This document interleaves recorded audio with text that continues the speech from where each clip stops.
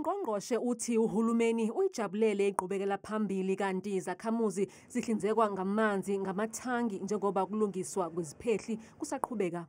We are confident that they are going to complete the project. From here, we'll be going to Klipdrift. You know that we delivered on module 1. There were 4 modules that were supposed to give additional 50 liters of water. We have already pumped 12.5 on the module 1.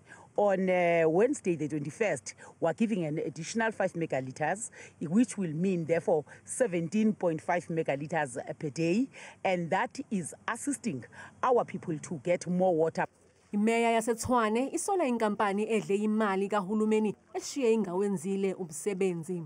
For us to be able to see the kind of progress that is happening here with a capable contractor that is on time and within budget, I think it's a massive step. And we are not forgetting the one who came here and started a project and dished the project and left us, without clean water. Le nkampani izothathelwa izinyathelo eyinqala. We cannot allow people to come and do Mickey Mouse work and think that they will run away. They are not off hook. We are going to assist the municipality to ensure that they pay for their sins. This has caused harm in Rooiwal, in the area of Tshwane, and it is up to us as government at all spheres. We're also working with the provincial government that we must bring the issue of trust. People must trust their government.